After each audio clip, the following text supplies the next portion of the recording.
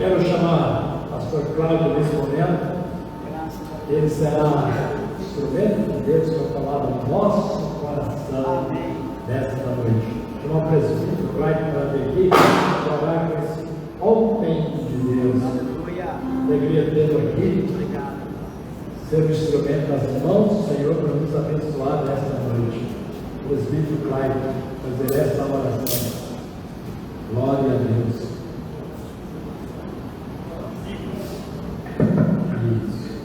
Glória a Deus. A paz do Senhor, irmãos. Amém, Jesus. Vamos orar. Estenda as suas mãos para frente. Glória a Deus, esse instrumento para o nosso bem, para que nós possamos receber a mensagem que Deus tem para nós. Glória a Deus. Santo Deus e amado Pai, glorificado seja o teu nome. Pai amado, nós agradecemos a Ti, Senhor Deus amado, por esse teu filho. Agradecemos ao Senhor, ó Pai, pelo talento, pela atividade que o Senhor deu a eles, por este dom divino que o Senhor deu de levar a tua palavra, de levar a tua mensagem. Pai, nós pedimos a tua bênção sobre eles nesta noite. Aleluia. Abençoe. Use o Senhor Deus amado, do Senhor. Que a tua mensagem, Senhor Deus amado, chegue aos nossos corações, de maneira que nós entendamos, Senhor Deus amado, sem nenhuma ressalva. Pai, em nome de Jesus, fale conosco. Usa, Senhor Deus amado, a inteligência de Deus, a sabedoria de Deus. Todo preparo, Senhor Deus amado, dos povos. Pai, em nome de Jesus, nós esperamos ansiosos por este alimento espiritual que o Senhor tem preparado para a nossa vida. Em nome de Jesus. Amém.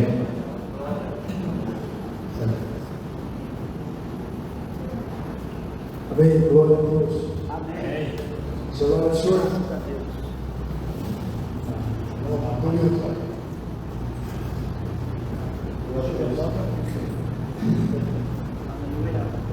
Paz do Senhor, amados irmãos.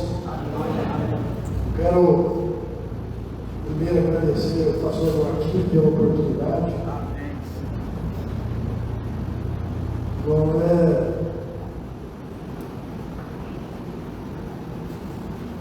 Não é apenas uma oportunidade qualquer. Pregar o Evangelho é uma oportunidade que traz muita honra. E ainda mais na igreja, onde o Evangelho é pregado com sempre e da forma mais aproximada possível do que o Espírito Santo quis trazer para nós. Agradeço ao pastor Joaquim pela oportunidade e eu desejo que a oração do Cláudio seja respondida por Deus, amém? Que fale com cada um de nós. Pode abrir sua Bíblia em Mateus, no capítulo 27. Aleluia, Deus. E a pessoa que é alvo da nossa pregação é Jesus Cristo. Glória a Deus. É dele que a Bíblia fala. É por ele que a Bíblia foi escrita. É através dele, do Espírito Santo de Deus, que nós podemos entender que Deus quis comunicar para nós a tua Santa Igreja. Amém. Mateus capítulo 27. Antes da gente ler o texto, se o Senhor Jesus entrasse por aquela porta, começasse a caminhar aqui nesse corredor, eu imagino que seriam várias as nossas reações. Alguns correriam até ele e aos prantos o abraçariam, pediriam coisas para ele.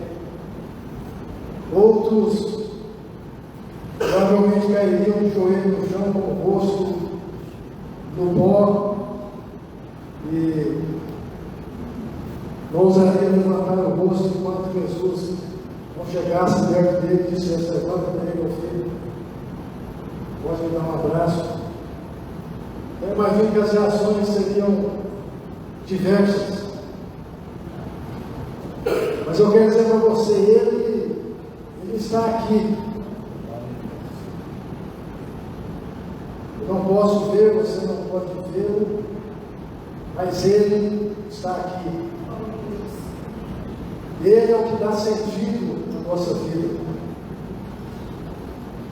Então hoje eu quero falar mais uma vez sobre este homem inigualável que viveu entre nós, que também é Deus. Difícil compreensão para alguns entender que uma pessoa que viveu entre nós, que foi um de nós, depois morreu crucificado. Para muitos é difícil entender que ele também é Deus. O texto que nós queremos ler, ele é o capítulo 27 de Mateus, 11 até o 56, só que a princípio nós vamos ver apenas versículo 33 até o 44, ou 44, sim. Vamos dizer somente o 33 ao 44, mas muito provavelmente nós vamos recorrer a outros versículos aqui anteriores. Bem? Então, Mateus capítulo 27, versículo 33 até o 44, diz assim: chegando a um lugar chamado Gólgota, que significa lugar da cadeia, deram-lhe a beber vinho.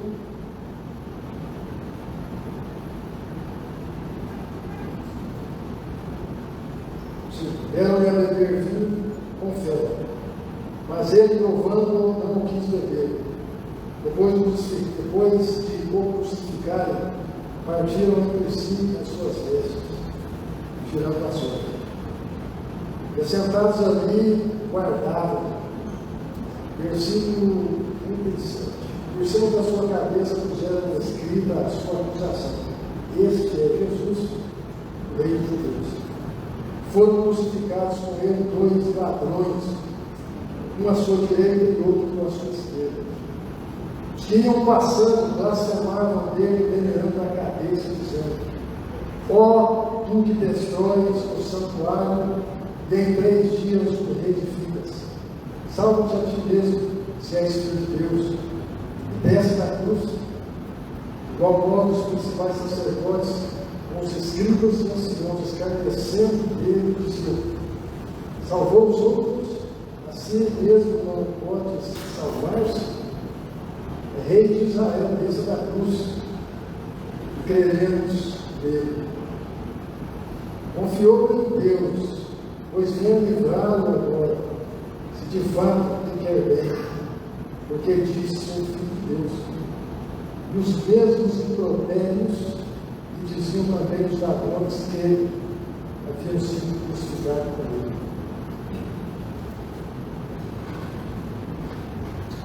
Bom, foi encontrada uma carta de um rapaz chamado Berto, que viveu na época que o imperador Nero era imperador de Roma, imperador do Império Romano, na verdade, não só da cidade de Roma. Aproximadamente 60, 64, talvez um pouco mais. Essa carta foi traduzida por várias línguas e chegou até nós. Gostaria de ter essa carta desse rapaz não, desse pai de família chamado Pedro. Viveu na época em que a época mais provável foi a mesma época que Mateus lançou este evangelho, escreveu esse evangelho. Aproximadamente 64, no primeiro século. A carta diz assim: meu nome é eterno. Por ser um cristão, hoje sou acusado de ter começado incêndio em Roma. Algum tempo atrás eu estava vivendo a minha rotina do dia a dia como qualquer pessoa normal. Expressava minha fé em Cristo com minha família e meus irmãos em nossas casas, sem o importúnio dos soldados romanos. Porém, Deus quis mudar a minha rotina. Depois de me denunciarem para os romanos com denúncias falsas e maldosas, nunca havia testemunhado abertamente aos meus vizinhos, mas os meus procedimentos, atos faziam com que meus vizinhos percebessem clareza e afeto por mim. Que eu não era como nenhum deles e que eu tinha uma fé viva em Deus vivo, que é desde o princípio. Eles sabiam que eu era um cristão, mas não somente eu, também mulher e filhos. Quando comecei a perceber que meus vizinhos maquinavam contra mim, pensei em mudar de cidade, mas não fiz. Agora não tenho mais essa oportunidade. Também nem quis a intervenção de um advogado, pois sei que é inútil qualquer intervenção. Então.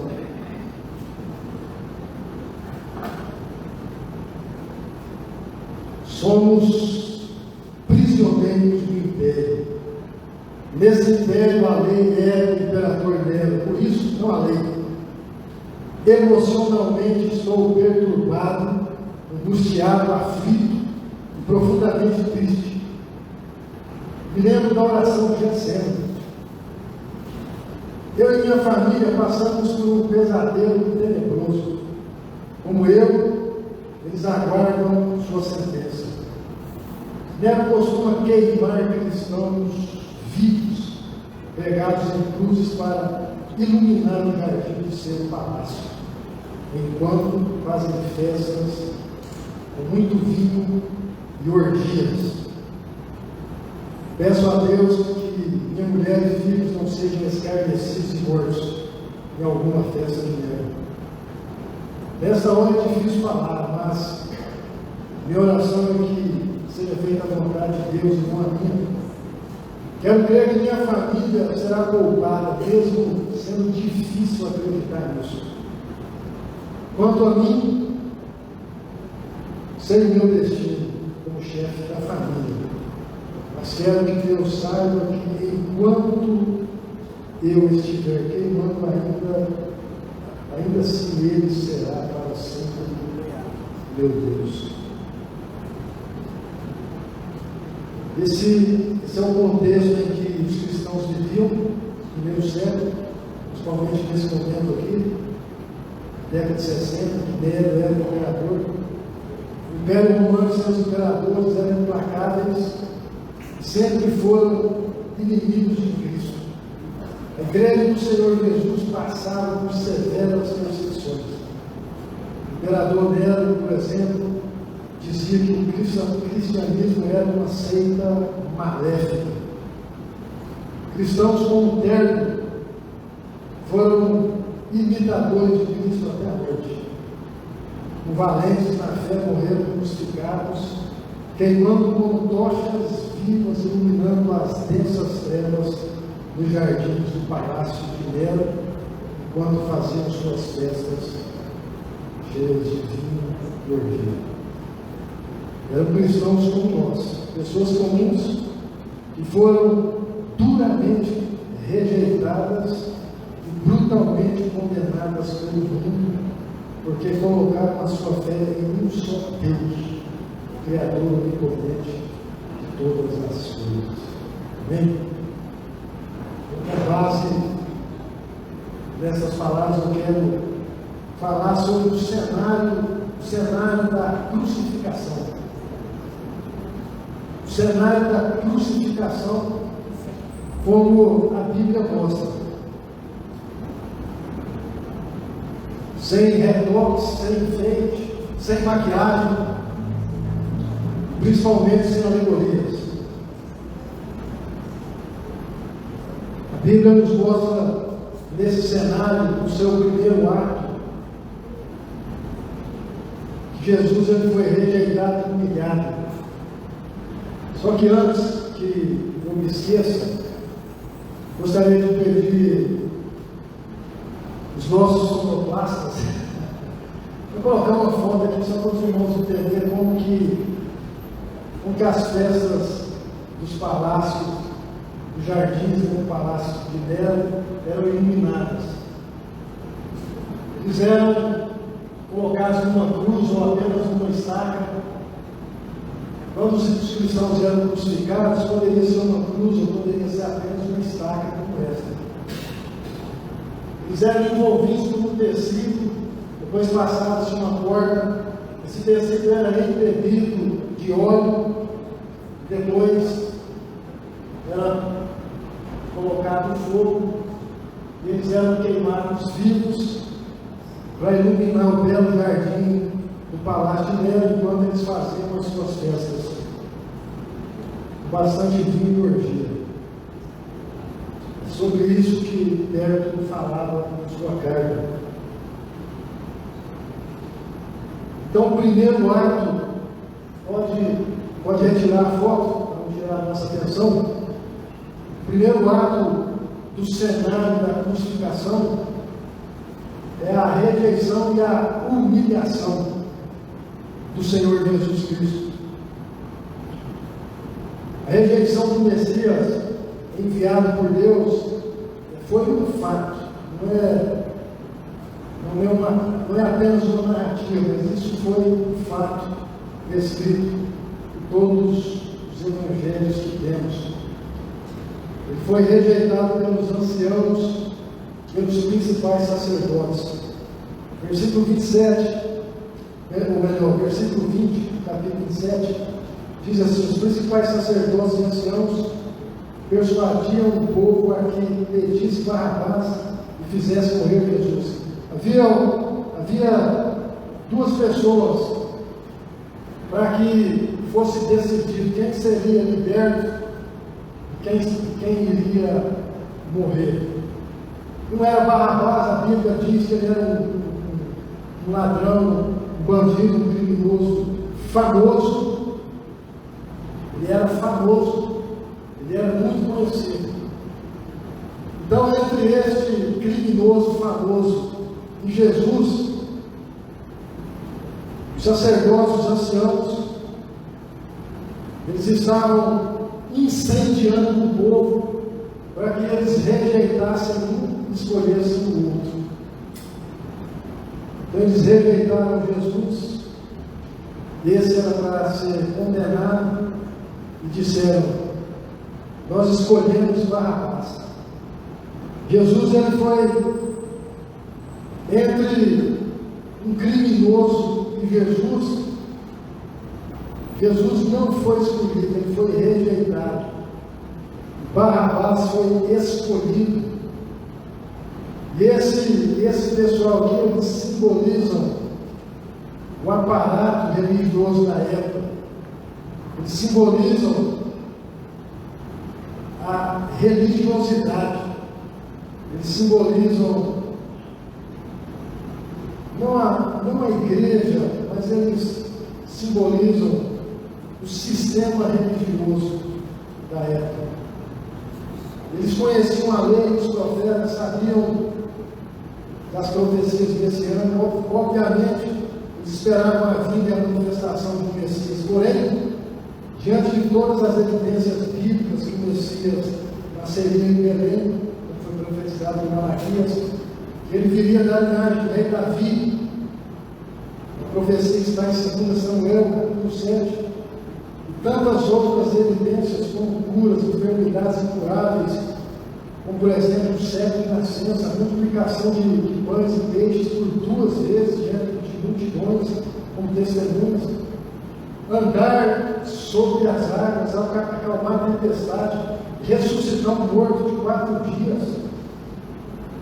Mas a maior e mais concreta e a mais clara de todas as evidências foi ter presenciado, foi ter testemunhado a sabedoria e a autoridade das palavras e também dos seus atos santos e perfeitos.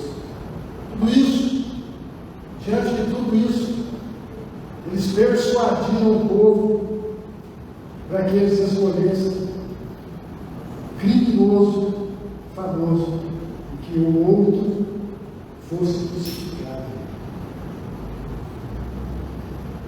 Mas ele foi rejeitado também pelo povo, uma rejeição popular. Ele foi rejeitado pelas multidões. No versículo, no mesmo capítulo 27, versículo 23, depois que Pilatos faz a pergunta, e eles escolhem Barrabás, no versículo 23 eles ainda dizem: seja crucificado. Eles clamavam dizendo: seja crucificado. No versículo 25, eles ainda são mais imprudentes. Olha só a imprudência desse povo. Caia sobre nós o seu sangue e sobre os nossos filhos. É o sangue de um justo, o sangue de um santo. Lá perguntam: vocês querem que eu faça o que então com ele? Não, com ele você pode crucificar. Não, mas ele não parece justo. Não, crucifique, crucifique. E que caia sobre nós o seu sangue, sobre nossos filhos. Essa, na minha opinião, é a maior imprudência que eu consigo enxergar em toda a humanidade. Nunca vi tamanha imprudência, tamanha irresponsabilidade. As multidões que outrora seguiam Jesus e depois o condenou, eram formadas de pessoas que ouviram a palavra de vida e esperança, receberam curas diversas, muitas delas curas que eram impossíveis, receberam comida quando estavam famintos, em um local deserto onde sequer havia pão para comprar. Para eles, Jesus, o filho do carpinteiro, era de fato um bom homem, com poderes sobrenaturais, palavras que traziam esperança. Porém, quem rejeitava, veja bem, quem rejeitava Jesus eram os anciãos e os escribas, os principais sacerdotes. São esses homens que inflamam o povo. São esses líderes que inflamam o povo.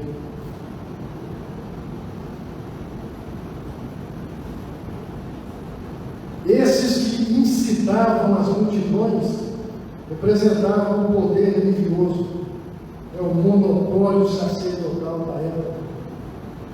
Naquele momento era bem mais cômodo ficar do lado dos que estavam no poder, que representavam todo o sistema religioso, que ficar do lado de um só homem. E pior ainda, estando esse homem sentado do lado dos réus, e ainda supondo-se ser ele o Messias. Sabe o que é isso, irmão? Covardia.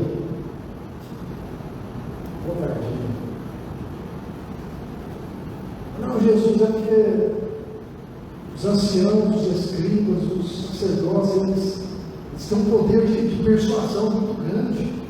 E aí eles nos persuadiram.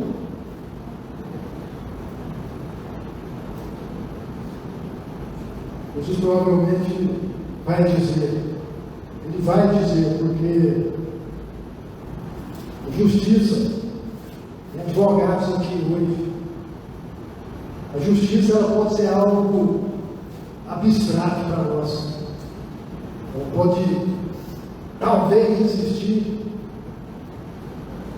ou ela pode talvez nem existir, mas a justiça de Deus, essa não falha, é real.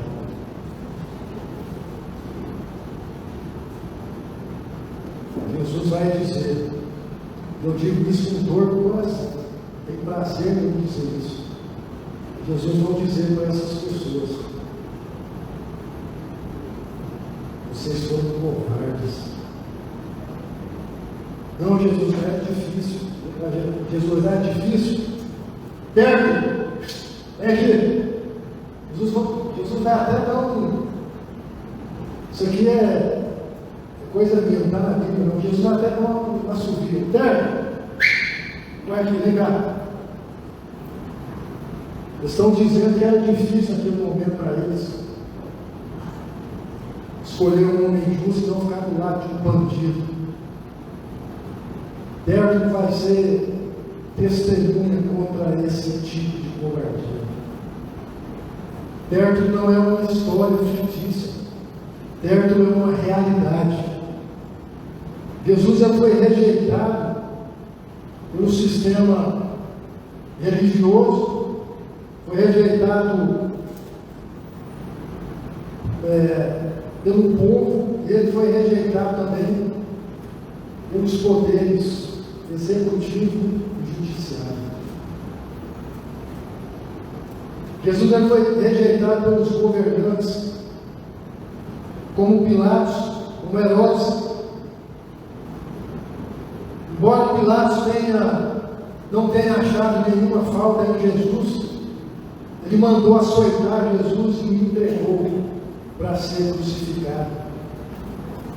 Só que Pilatos é político, irmãos, e é um mau político. Pilatos falou assim: ó, traz uma bacia com água aí para mim. Lavou as mãos de frente do povo. Falou assim: eu não encontrei nada deles, é com vocês. Lavou as mãos para ficar bonito na história, mas depois ele entrega Jesus para ser açoitado e crucificado. Açoitar é apanhar de chicote. Chicote naquela época, nas pontas, tinha pedaços de ossos de animais ressecados, e ali onde batia, ele começava a arrancar a carne. Quando Paulo foi chicoteado, tem um historiador que diz que um pedacinho do pulmão de Paulo foi uma amostra. Jesus passou por isso. Pilatos disse assim: eu não encontrei nenhuma falta deste homem. Então, caso aí de vocês, eu vou até lavar as minhas mãos aqui, simbolicamente. Não tem nada a ver com isso. Mas aí, o que a gente faz com Jesus? Aí esse político limpinho entregou um justo para ser açoitado e crucificado. Quando ele chegou diante de Herodes, Lucas ele retrata melhor essa passagem. Eu vou ler os irmãos, não precisa abrir, Lucas 23, a 11 diz assim: Herodes, vendo Jesus, sobremaneira se alegrou, pois havia muito que ele vê-lo e ter ouvido falar a seu respeito. Esperava também vê-lo fazer algum sinal. De muitos modos o interrogava, Jesus, porém, nada lhe respondia. Os principais sacerdotes e os escribas ali presentes o acusavam com grande veemência. Mas Herodes, juntamente com os da sua guarda, tratou com desprezo e, escarnecendo dele, fez-o vestir-se de um manto aparatoso e o devolveu para Pilatos. Irmãos, aqui não se trata somente de um político, se trata de um fanfarrão. E queria que Jesus fizesse alguma coisa interessante na frente dele, talvez uma mágica, um ilusionismo, ou que transformasse água em vinho. Só que Jesus não deu para ele o que ele queria. Porque Jesus sabia que ele não passava de um fanfarrão e de um palhaço disfarçado de político. Então, desprezando vestiu nele um manto aparatoso para desdenhar ainda mais e ordenou que ele fosse devolvido a Pilatos. Depois, Jesus ele ainda é rejeitado e humilhado pelo sistema judiciário. Versículo 27 do capítulo 27 diz assim: logo a seguir os soldados do governador levando Jesus para o pretório, reuniram em torno dele toda a corte. Bem, o pretório era como se fosse um quartel-general. Os soldados romanos ficavam ali, também ficavam alguns magistrados. Jesus não foi apenas rejeitado por esse pessoal, mas ele foi humilhado, desdenhavam dele. E aí me fica essa pergunta: temos nós, de alguma maneira, rejeitado a simplicidade de Jesus e seu reino celestial? Jesus conseguiu implantar o seu reino em nossos corações ou o rejeitamos? Em outras palavras, todos esses grupos de pessoas disseram claramente para Deus: nós não queremos esse Jesus. É esse aí o melhor que o Senhor tinha para enviar. Se for, fora com ele.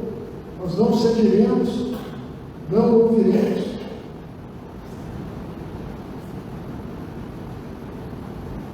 Qual tem sido o nosso procedimento diante desse mundo que insiste em rejeitar Jesus? Somos cristãos de ocasião ou somos firmes como uma rocha? Essa pergunta que eu nos faço. Eu faço para mim e faço para você. O cenário da crucificação traz um segundo ato, que é a condenação da crucificação. Jesus ele foi condenado sob a seguinte acusação: por ser rei dos judeus. O mundo não conheceu o Filho de Deus, vindo como rei para estabelecer o seu reinado eterno em nossos corações. Antes o condenaram a terrível morte de cruz como um criminoso comum, um ato completamente insano, como se fosse possível o homem condenar a Deus. Ou a criação impor-se sobre o seu criador, ou ainda o vaso subestimar o rei. Na verdade, ele veio para ser o nosso rei, como o rei foi crucificado. Então, como é possível condenar um justo? Como que é possível condenar alguém justo? Com falsos testemunhos e mentiras descaradas. Lucas, capítulo 23, não precisa abrir, eu vou ler aqui. Eu vou ler somente o versículo 2 para a gente adiantar. Lucas 23, versículo 2 diz assim: e ali passaram a acusá-lo, dizendo: encontramos este homem pervertendo a nossa nação, vedando pagar tributo a César, e afirmando ser ele o Cristo, o Rei. Um dos mandamentos recebidos de Deus por Moisés, qual os anciãos, sacerdotes e escribas conheciam desde criança, era exatamente o que estavam deixando de cumprir. Êxodo 20, versículo 16 diz assim: não dirás falso testemunho contra o teu próximo. Eles condenaram a Jesus, bem como as santas escrituras, deixando de cumpri-las.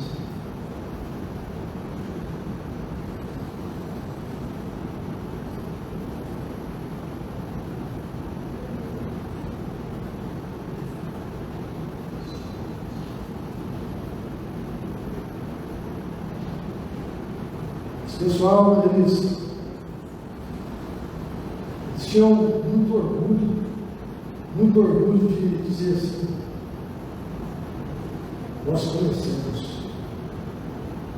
a lei de Deus.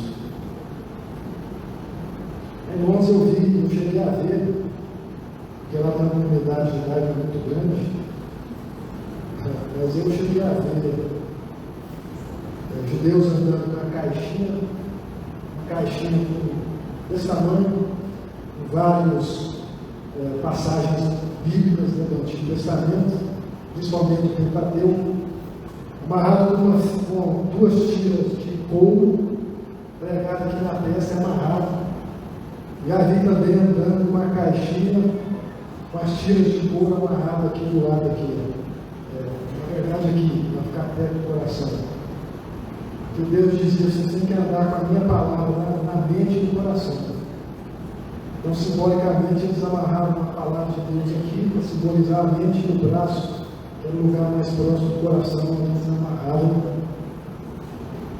Então, eles se orgulhavam de conhecer, eles se orgulhavam de ser os detentores da palavra de Deus. E eles pegaram essa palavra, amassaram e jogaram fora. Porque para condenar o justo eles tiveram que destruir a palavra de Deus. Eles diziam conhecer, de fato eles conheciam desde criança. Jesus ele é condenado pelo sistema religioso. Ele havia sido rejeitado, mas agora ele está sendo condenado. Agora vem a condenação. Então ele é condenado agora pelos governantes e também pelo sistema religioso.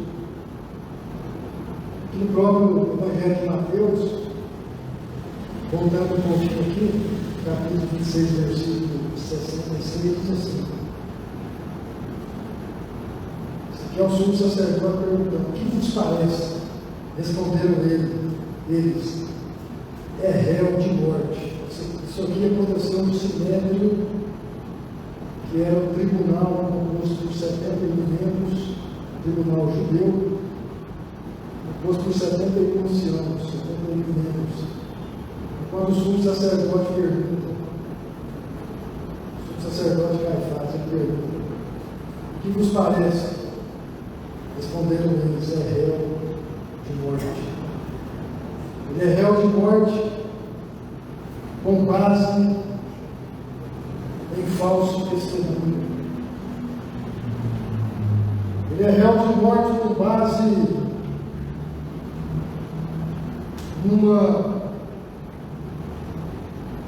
numa decisão completamente contrária a tudo que aqueles homens representavam. Eles representavam o sistema religioso, representavam a palavra de Deus, mas indo no sentido contrário. Eles condenaram a Cristo, não com base na palavra de Deus, mas com base em falsos testemunhos. Então Mateus ele faz esse contraste com Barrabás, ao mesmo tempo que ele, com Pilatos, ao mesmo tempo que Pilatos lava as mãos, ele manda açoitar Jesus e crucificar, como se não bastasse já estar condenado de morte, e ainda o manda açoitar o Filho de Deus. Parece que todo mundo queria tirar uma casquinha. Quando Jesus era espancado, humilhado, chicoteado, Barrabás era recebido com festa pela multidão. Então Jesus ele foi condenado, foi insultado praticamente por todos. Parece que a humanidade perdida não se cansava de insultar e desrespeitar a Jesus, mesmo estando imóvel, desfalecendo, se pregaram numa cruz. Os que iam passando, blasfemavam dele, meneando a cabeça. Talvez muitos tenham dito, eu esperava mais desse Jesus aí que está pregado aqui. Por um momento até cheguei a pensar que ele fosse Messias, mas agora está lá, pregado numa cruz, num lugar que é dele, entre dois criminosos. Pode ser que muita gente tenha dito sobre você também. Eu esperava mais de fulano, eu esperava mais de você. Talvez que você seja cristão.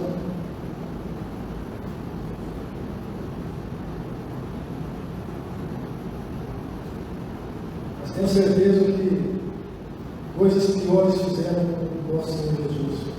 Os principais sacerdotes, escribas e anciãos também estavam lá no cenário da crucificação.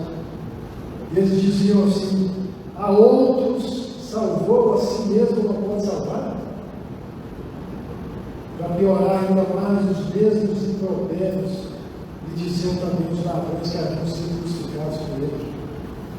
Isso aqui não é nenhuma contradição, não. Os dois ladrões estavam proferindo impropérios contra Jesus. Jesus não escapou nem da condenação de criminosos.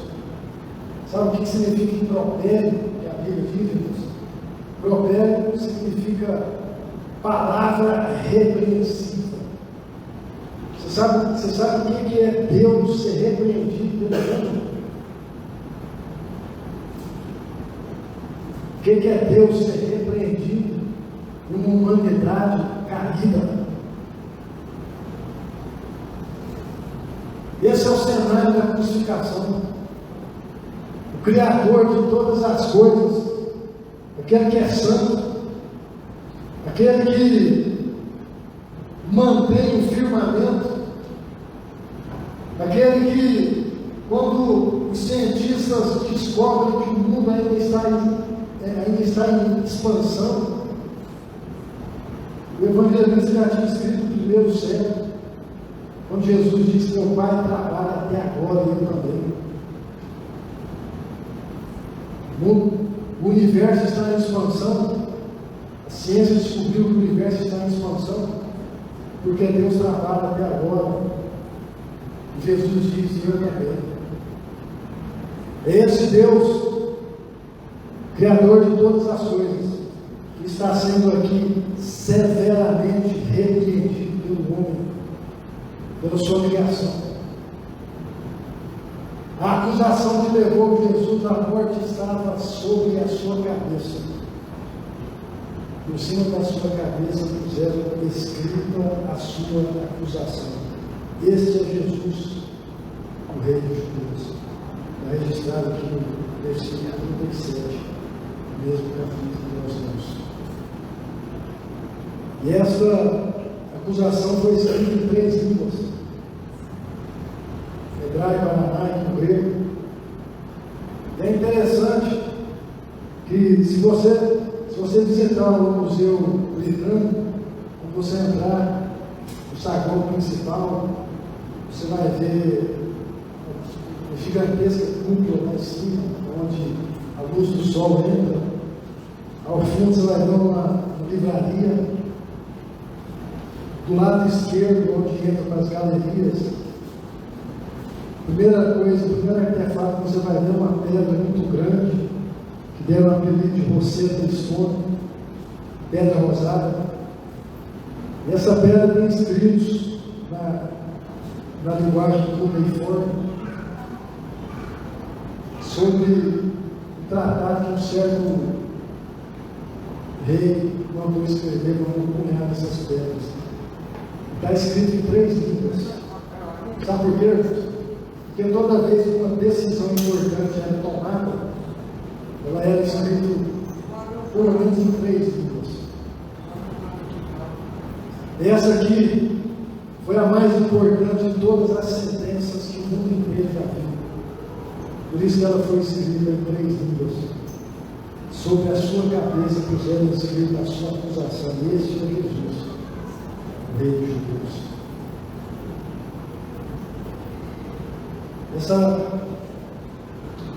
Essa acusação, como que ela soa para nós? Como que essa acusação soa para nós? Ela, para nós, ela representa a chegada de um rei que veio trazer boas novas, plantar o seu reino celestial nos nossos corações. O que essa acusação representa para nós? Vamos pensar nisso.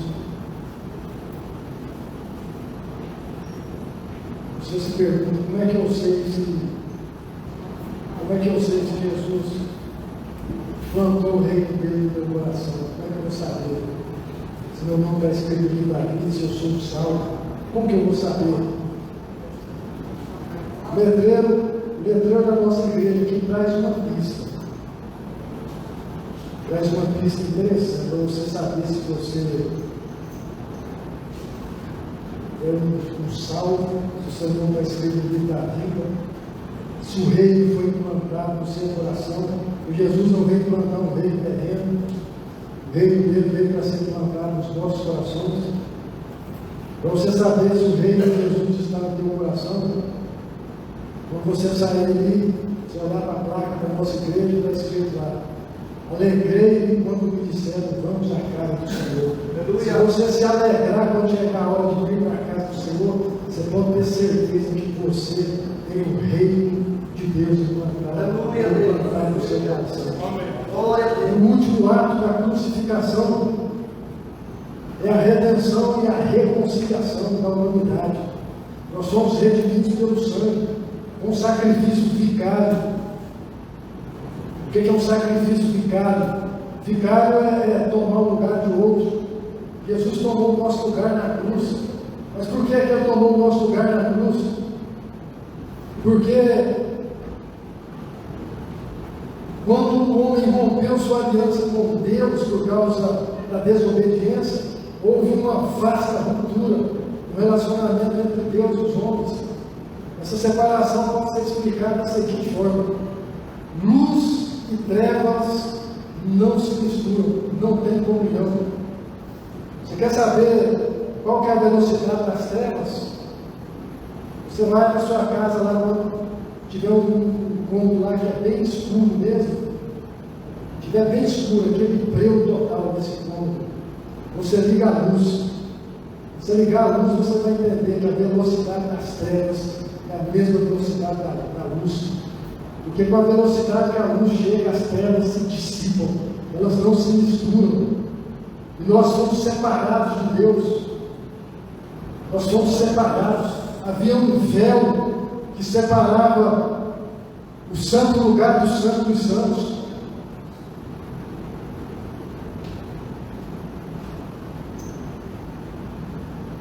Portanto, ainda que tomássemos o nosso lugar na cruz e morrêssemos pelos nossos próprios pecados, não teria nenhum efeito de redenção e reconciliação, por dois motivos. Primeiro, para que haja remissão e perdão, é necessário que o sangue a ser derramado seja livre de pecado, que pertence a alguém santo e perfeito, seja ele desqualificar totalmente qualquer um de nós, qualquer obra de redenção. Segundo lugar, esse alguém não pode permanecer morto, pois como se reconciliaria com Deus permanecendo morto, dando a entender que foi vencido pela morte? Isso também invalidaria todo sacrifício. Lembra? Então, quem seria capaz de preencher todos esses requisitos e levar sobre si o nosso pecado, na verdade, o pecado do mundo inteiro? É só há um que preenche todos esses requisitos: Jesus Cristo, o homem. Somente um Deus que é pura bondade e misericórdia todo tempo pode ser capaz de perdoar e redimir tão grande pecadores que somos. Somos reconciliados pelo amor de Deus, pelo amor do Pai, pelo amor do nosso Senhor Jesus Cristo. A maldade do coração humano e o total desrespeito para com o Senhor Jesus, ainda continuou avançando nesse cenário da crucificação. Os irmãos não precisam abrir, mas eu quero pegar aqui um outro evangelho, João, capítulo 19 em diante, diz assim, que esses mesmos aqui que incitaram o povo para escolherem Barrabás e mandar crucificar Jesus, quando eles viram escrito lá em 3 línguas, este é Jesus, o Rei de Deus, eles ficaram indignados porque o que se escrevia em 3 línguas eram somente tratados ou leis de extrema importância, não era qualquer coisa que era traduzida em 3 línguas e colocado em público. E eles chegaram diante de Pilatos, esses anciãos, esses escribas, esses fariseus. Pilatos, você mandou escrever lá em 3 línguas, ele não é nosso rei não, tira aquela placa lá. E até Pilatos, político nojento, diferente dos que nós temos hoje, são uma maravilha, uma bênção de Deus. Mas Pilatos era um político nojento, era um homem perverso. Nem esse homem mau, perverso, suportou tamanha perseguição. Pilatos, ele se levantou e disse para essas pessoas: o que eu escrevi, e despachou eles.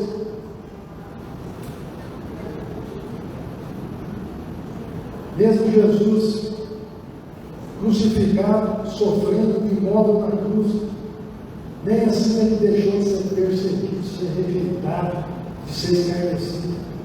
E tudo isso podemos dizer que o cristianismo é o único caminho que pode existir graça. Nunca escreveu mais linda expressão de graça, de perdão e amor do nosso Senhor Jesus Cristo. No capítulo 3, versículo 34, quando ele narra uma frase de Jesus, quando Jesus diz: Pai, perdoa-nos porque não sabem o que fazem. Os 2 malfeitores também não sabiam o que faziam, eles também blasfemavam. Só que um deles continuou blasfemando, o outro começou a olhar e começou a perceber o cenário da crucificação. E esse ladrão disse para o outro: rapaz, na verdade nós estamos aqui crucificados porque nós somos bandidos, nós somos criminosos, mas esse aí nada fez. E aí ele olha para Jesus e diz: Jesus, quando... Então, na verdade ele menos diz. Quando ele olha para Jesus, ele diz: lembre-se de mim quando entrares no paraíso. Quanto o ladrão que continuou blasfemando ouviu o silêncio de Deus, esse ouviu a seguinte afirmação de Jesus: hoje mesmo estarás comigo no paraíso. Esses 2 homens, eles simbolizam 2 tipos de pessoas. Um é aquele que, quanto pior fica a situação dele, quanto mais difícil fica, mais ele endurece o coração, mais ele fica raivoso, mais ele toma atitudes inconsequentes, imprudentes, como o povo fez. Cara, é sobre nós o sangue desse justo e sobre nossos filhos.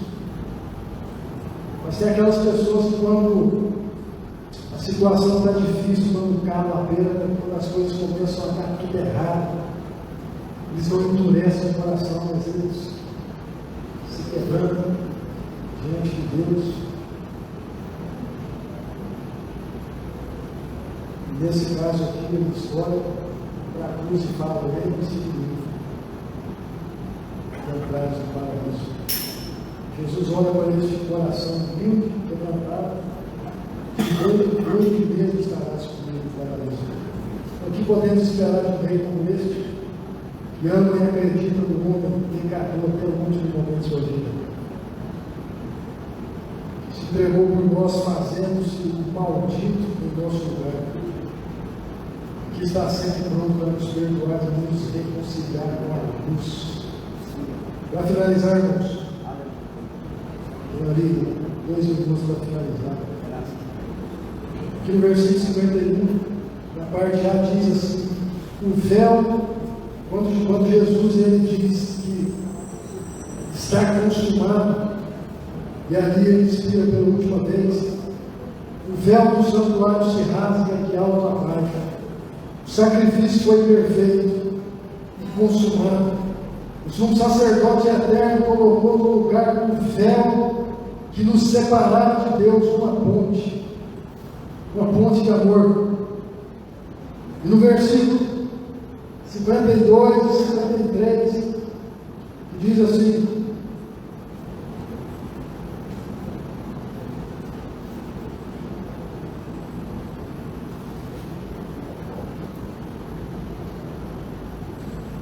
depois que Jesus expirou, o véu foi rasgado, tremeu a terra, fenderam-se as rochas, abriram os sepulcros, e muitos corpos de santos que dormiam ressuscitaram. Isso aqui é uma sinopse, talvez um trailer de um filme que será lançado muito em breve. Poderia também comparar com uma amostra grátis, uma pequena porção do produto prestes a ser lançado. Esses homens que saíram do túmulo depois da morte do nosso Senhor Jesus Cristo, eles eram pessoas conhecidas, eram homens tementes a Deus, homens piedosos, tementes a Deus, que eram conhecidos. Tem duas opções para essas pessoas. Pode ser que eles continuaram vivendo no meio do povo e até morrerem de novo, ou uma posição mais aceita, que eles ressuscitaram, apareceram para muitos, mas depois Deus levou, como Jesus Cristo também. Uma vez soada a trombeta, os mortos ressuscitarão primeiro, depois nós, os vivos, nos reuniremos com Ele nos ares. Então isso aqui é só uma amostra grátis do que vem por aí, amém, irmãos? Então esse é o cenário da crucificação. E a pergunta que eu quero deixar para nós é essa. E tudo isso Jesus veio para implantar o seu reino nos nossos corações, não aqui na terra, mas Ele veio implantar o seu reino nos nossos corações. Então lembre-se disso. Quando alguém te chamar, vamos para a casa do Senhor, se o seu coração se incendiar, se houver alegria no seu coração, pode ter certeza, o reino de Deus foi implantado no seu coração. Amém? Glória a Deus. Quero fazer uma breve oração e passar a palavra ao Senhor. Amém? Senhor Deus, eu te agradeço por esta oportunidade. E eu quero te pedir para que os nossos corações sejam o lugar onde o seu reino foi implantado aqui na terra, onde o seu reino foi plantado pelas mãos do próprio Salvador. Te peço para que este reino permaneça nos nossos corações até a volta do retorno do nosso